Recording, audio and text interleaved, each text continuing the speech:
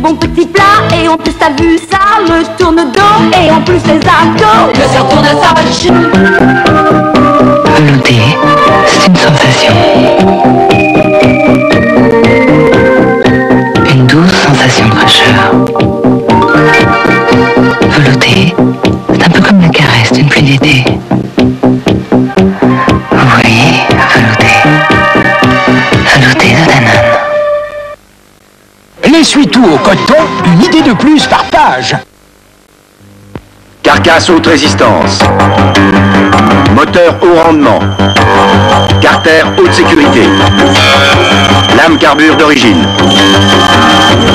6 circulaires AEG, évidemment.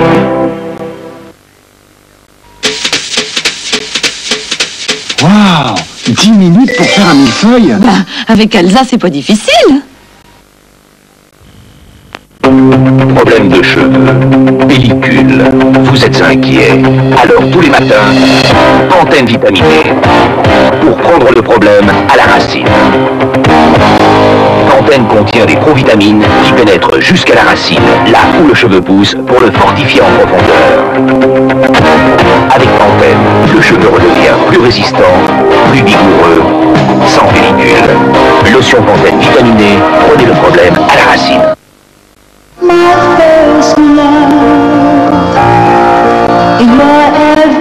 L'or, une histoire d'amour.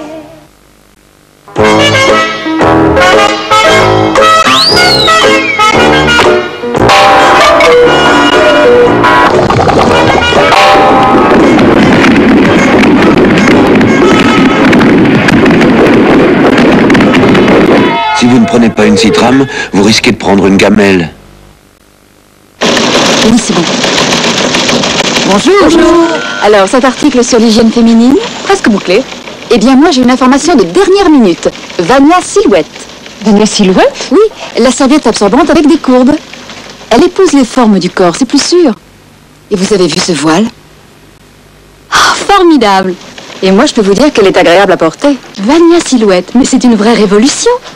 Maintenant, il est bouclé, votre article. Vania Silhouette, une nouvelle forme plus naturelle et plus sûre. Millefeuille Elsa? C'est pas difficile. C'est irrésistible. Voici le nouveau Frametto, un traitement révolutionnaire contre la rouille. Un léger coup de brosse et j'applique directement Frametto. Regardez, en 15 minutes, Frametto transforme la rouille en une couche noire haute résistance qui protège encore mieux de la corrosion. Frametto stoppe la rouille en 15 minutes. La plus grande preuve d'amour qu'un mari puisse donner à sa femme, c'est de lui glisser grand-mère entre les draps. Grand-mère? Grand-mère dégustation. Pur rare habitat à l'arôme subtil, le meilleur de grand-mère. Grand-mère, on t'adore.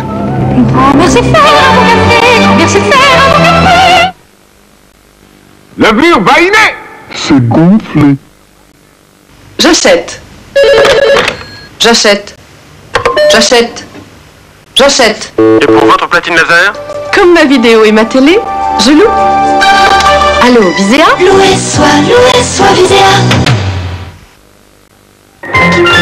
Observez cet homme. Pour calfeutrer sa fenêtre, il utilise Tesa, tous les adhésifs. Voici maintenant la friteuse Seb avec Minuterie.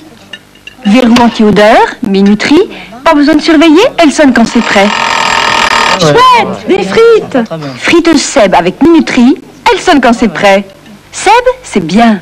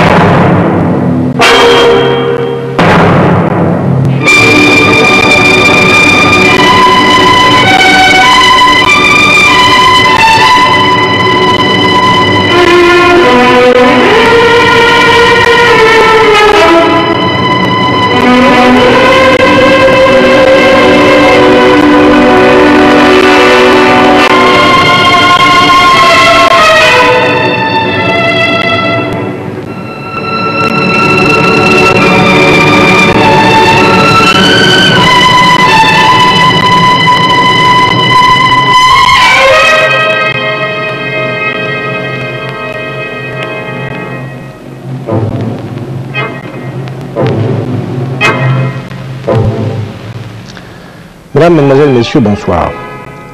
Je crois que tout le monde s'est probablement posé la question au moins une fois dans sa vie. Cette question, c'est a-t-on le droit, peut-on, dans certaines circonstances, préférer la mort à une vie que la souffrance et la maladie ont rendue totalement vaine et sans intérêt. Oh, je sais bien, sur ce point, les avis divergent et très souvent, ils sont opposés, voire même violemment. La dernière pièce que l'on peut apporter à ce dossier, qui est pourtant déjà très volumineux, c'est un sondage qui a été réalisé par la Sofres pour le magazine mensuel catholique Vermeil, qui paraît ce mois-ci, ce mois de novembre, et qui indique que 3 Français sur 5, mais 3 Français sur 5 âgés de plus de 50 ans, accordent aux grands malades le droit de refuser le traitement qu'ils considèrent comme étant devenu totalement inutile du fait de leur état. Mais certains vont plus loin encore, ils réclament davantage, ils réclament ce qu'ils appellent le droit de mourir dans la dignité, c'est-à-dire l'aide médicale pour mettre fin à leur souffrance, pour abréger leur vie, en un mot, au moment et lorsqu'ils le demandent. Mais la grande question est de savoir qui peut disposer de la vie d'un être. Est-ce le malade qui n'est pas toujours conscient du fait de sa souffrance même? Est-ce la famille du malade qui n'en peut plus de supporter cette agonie lente, trop lente, de cet être proche, de cet être cher, ou est-ce enfin le médecin à qui décidément on demande beaucoup? Eh bien, je crois que tout à l'heure, il sera intéressant d'entendre les réponses que vont faire les invités qui sont ici ce soir, qu'ils soient juristes, qu'ils soient prêtres catholiques, qu'ils soient malades ou qu'ils soient médecins. Médecins comme le docteur Bernard Orny, qui est professeur de cancérologie à la faculté de médecine de Bordeaux et chef de service à la fondation Bergonié. Le docteur Orny est également l'auteur d'un livre intitulé Paroles et silences du médecin, sur les rapports humains et les rapports psychologiques entre malades et médecins. Le docteur Bernard Fronti, qui est chirurgien gynécologue accoucheur, qui est l'auteur, lui, d'un livre intitulé Bonjour l'Aurore, qui salue la naissance des enfants, mais c'est aussi une réflexion sur les aspects humains de sa profession, et il consacre dans ce livre de nombreuses lignes, un chapitre entier presque, au sujet qui nous intéresse ce soir.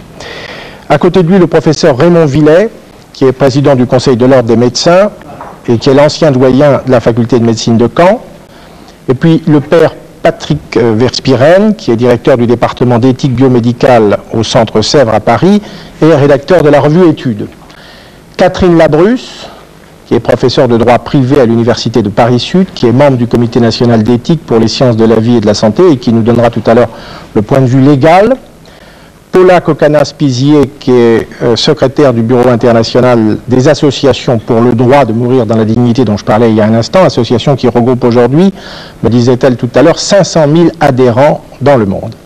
Et enfin, le professeur Paul Miliez, qui nous rejoindra tout à l'heure, pour l'instant sa chaise est vide, le professeur Paul Miliez, qui dans son dernier livre intitulé « Ce que je crois » évoque justement le sujet de ce soir. Et puis, en duplex avec nous pendant toute la durée de cette émission, Madame Martin. Madame Martin qui apparaît en ce moment sur votre écran et que je remercie très sincèrement et très profondément d'être avec nous ce soir. Et comme elle me l'a permis tout à l'heure, je vais très brièvement résumer ce qui lui est arrivé. À l'âge de 21 ans, Madame Martin a été atteinte de poliomyélite et presque complètement paralysée. Les médecins ont alors pratiqué une trachéotomie pour lui permettre de respirer et l'ont relié à un appareil respiratoire. Et depuis 1957, c'est-à-dire depuis 29 ans, Madame Martin vit dans cet état, alternant séjours à l'hôpital en service de ventilation assistée et séjours à domicile où elle se trouve ce soir, à Caluire, à Lyon, mais elle ne peut avoir aucune activité, elle ne peut même pas écrire. Donc je crois que son témoignage tout à l'heure sera extrêmement important. Et puis nous avions également invité un médecin hollandais, le docteur Admiral, Peter Admiral, qui est anesthésiste à Delft, mais il a été hospitalisé, malheureusement, il a été hospitalisé d'urgence hier soir, il ne peut donc être avec nous ce soir, ce qui est très regrettable, car Madame Kokanas-Pizier vous en parlera tout à l'heure, il a eu des actions dans son pays extrêmement tranchées et extrêmement précises.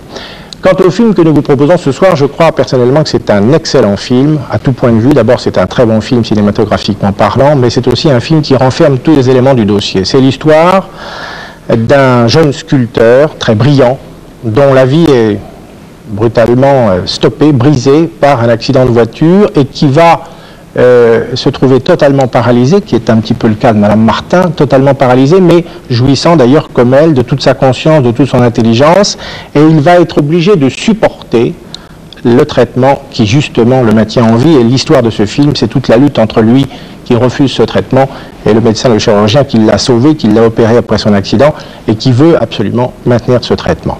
Et le titre est tout à fait introductif de notre émission puisqu'il s'appelle « C'est ma vie après tout ». À tout à l'heure.